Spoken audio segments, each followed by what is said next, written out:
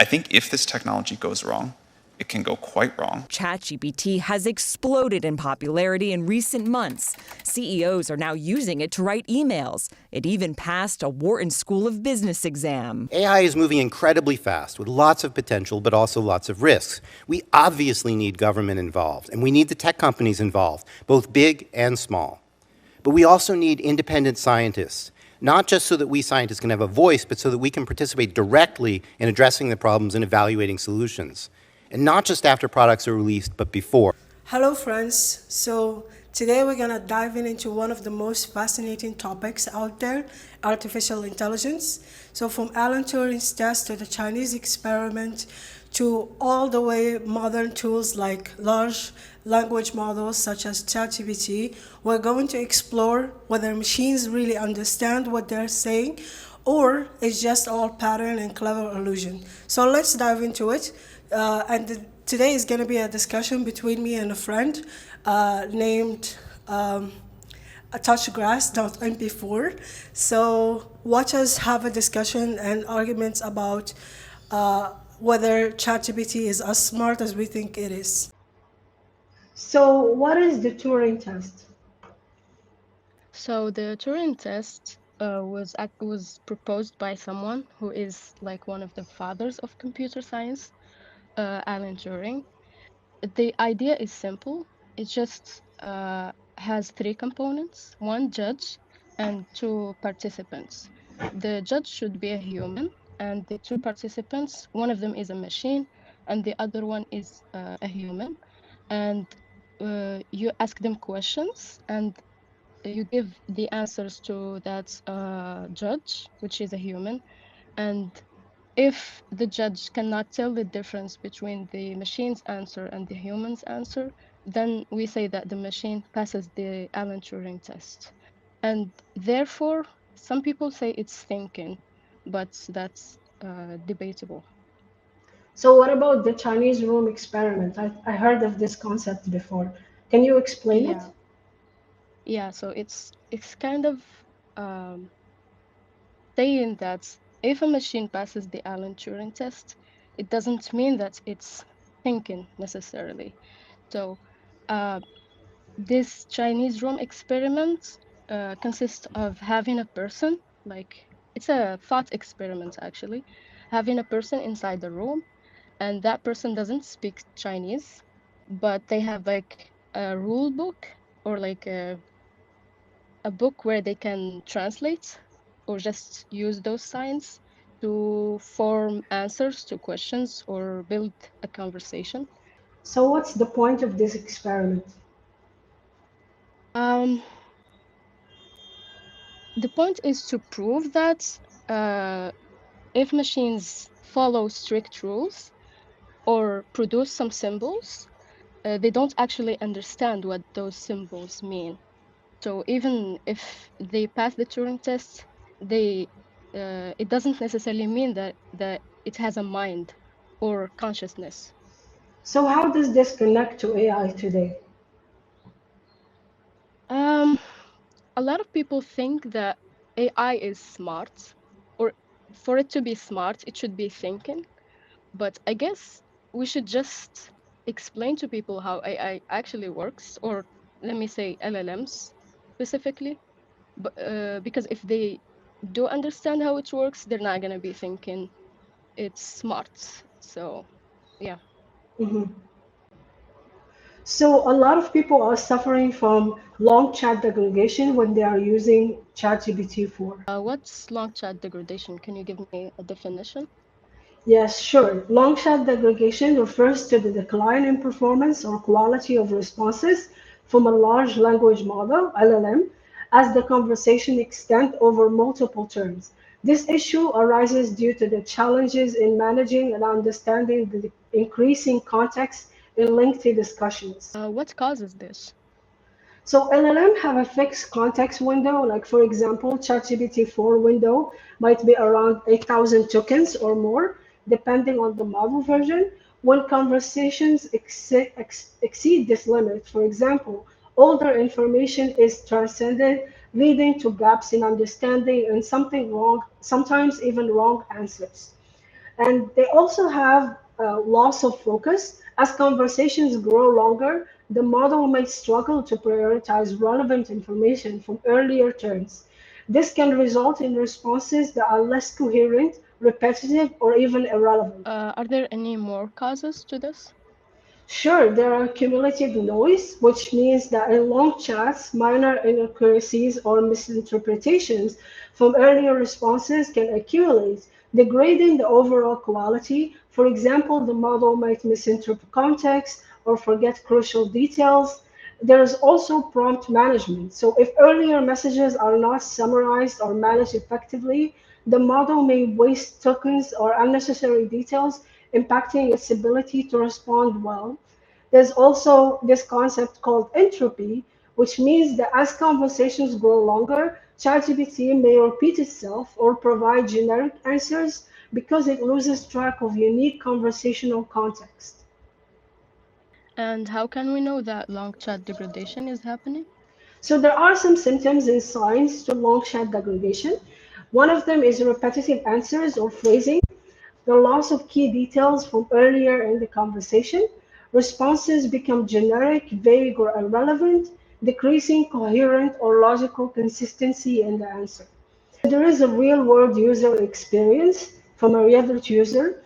They said sometimes ChatGPT randomly pulls up irrelevant details from weeks ago, completely derailing the conversation. Other times it forgets critical context I just give it, and sometimes it gets bang on. There is also another case in ChatGPT forum, which states that there are critical memory gaps, months of details, prompts, and corrections are ignored. Model fails to recall essential details like full name, long-term projects, professional roles, etc. And there is repetitive and generic responses issues, which ignores user requests for tailored context-sensitive replies, and it doesn't ask clarifying questions when uncertain. It falls back to unhelpful, off-topic, or contradictory suggestions. So can you explain how LLMs work? Sure. In order for us to understand how LLMs work, we should firstly explain machine learning and neural networks, because LLMs are just neural networks, and neural networks are part of machine learning. So what is machine learning? Machine learning is when computers learn from data instead of being explicitly told what to do or programmed. So, for example, instead of telling a programs all the rules for spam emails, we feed it thousands of examples of spam versus normal emails. This is a classic classification problem. So what about neural networks? What are they? Neural networks are models inspired by the brain. They have layers called neurons that take inputs, transform it, and pass it to the next layer. With enough layers, they can capture very complex relationships. And we have also like deep neural networks with a lot of layers that powers today's AI. So ChatGPT, for example, is based on a neural network with 176 billion parameters. So what are LLMs? Large language models or LLMs like GPT are basically neural networks that are trained on huge amounts of text. Their job is a simple concept, predict the next word in a sentence or a text or a paragraph. With enough data and a big size of data, they become extremely good at generating realistic language. So why are transformers important? In order for us to understand LLMs, we have to understand transformers because it was like the point where everything changed in AI. So transformers were introduced in 2017. Um, their strength, a mechanism called attention. Unlike older models that process text in order word by word, transformers can look at the entire sentence at once and decide which words matter most for understanding the meaning of the sentence. So how do they do this?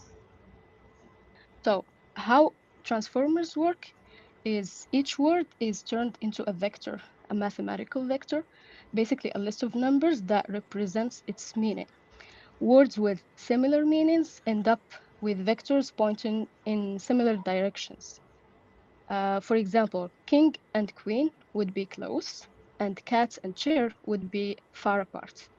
The attention mechanism uses these vectors to decide which words to focus on when predicting the next one. I see. So I found this paper called Computer Says No, Exploring Systematic Bias in ChatGPT Using an Audit Approach. So basically what this paper researches is an adapted for social scientists or audit studies of discrimination. It stimulates a CV screening task with 34,000 vacancy or CV combinations. ChatGPT is also asked to rate fictitious applicant profiles, and the applicant profiles have a wide range of ethnicity, Arab, Asian, Black American, etc. And it also has different genders. Both male and female applicants were tested. Is there any evidence of bias? Yes, there was ethnic discrimination and gender discrimination. So ChatGPT ratings varied by ethnicity. Ethnic discrimination was more pronounced than gender bias, which was surprising. Strongest bias in jobs with favorable labor conditions or requiring greater language proficiency were found. And regarding the gender bias, it appears mainly in gender atypical roles, like, for example, lower ratings for women in male dominated jobs and vice versa. There was also a mechanism behind the bias. It was not intentional prejudice, for example. It reflects statistical patterns from training data. It echoes also existing societal stereotypes embedded in text corpora. So, Uh, yeah, what are the what are the risks of this in the real world? there are a lot of risks in the real world. So if this is used in recruitment or HR, ChatGPT can reproduce systemic bias. Many unfairly disadvantaged minorities or underrepresented groups will be affected, and also women will be heavily affected by this. Are there any ethical concerns? Yes, there are ethical concerns and policy concerns. So bias undermines fairness and equity in decision making. AI systems work reinforcing structural inequalities instead of reducing them. And there is a greater transparency in bias mitigation strategies that were needed. So in conclusion, ChatGPT were found to replicate and amplify discrimination based on ethnicity and gender, which another conclusion is that fluency does not equal fairness, like you said before.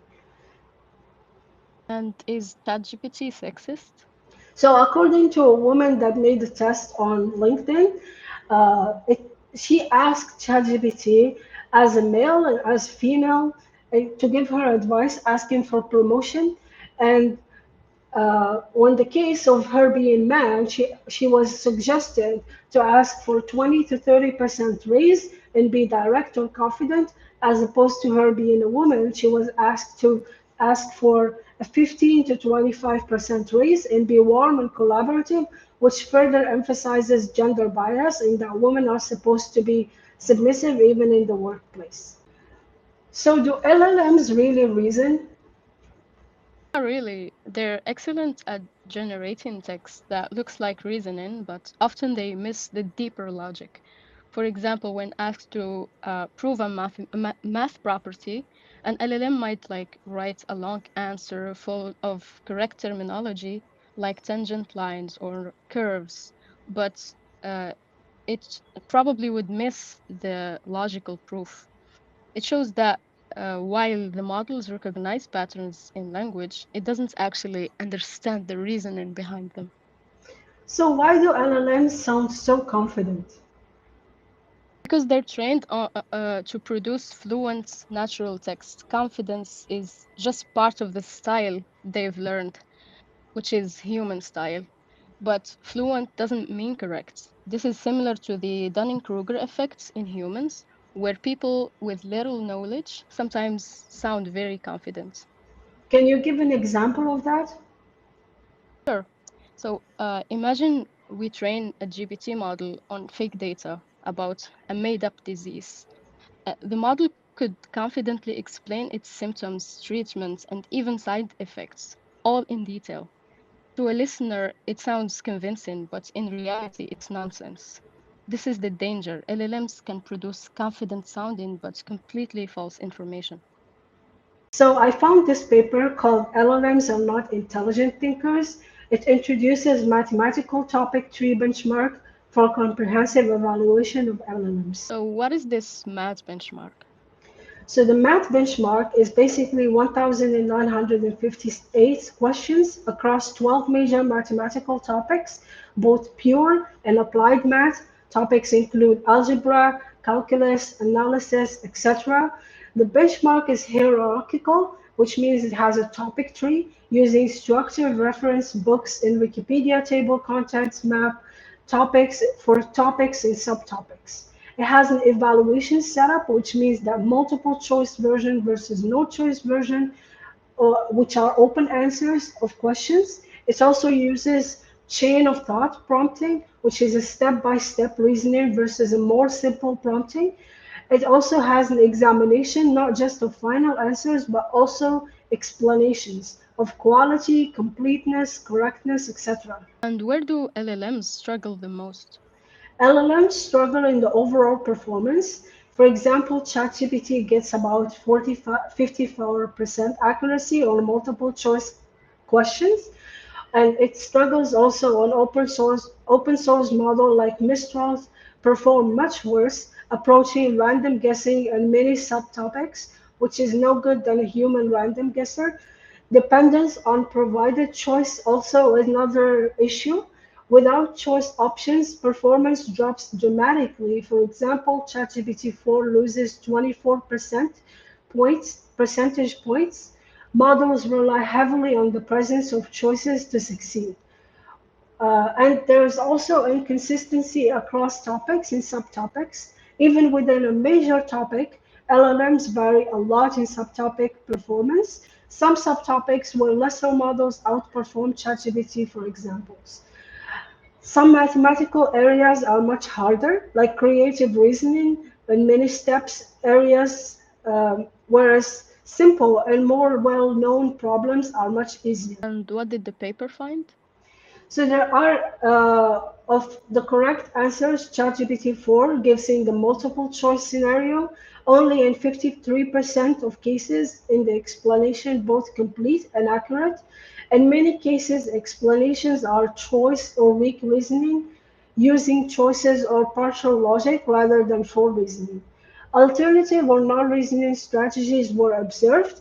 Choice engineering, which is another issue with leveraging the available multiple choice options rather than reasoning deeply. There is also theorem use without showing justification or derivation, which means that applying known theorem as if shallow invocation is enough.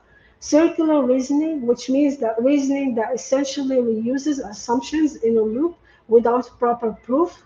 There is also blind memorization, which given answers known from training without the needed reasoning steps, especially on problems requiring creativity or more novel steps. So, what you said got me asking, like, what's the difference between common sense and true intelligence?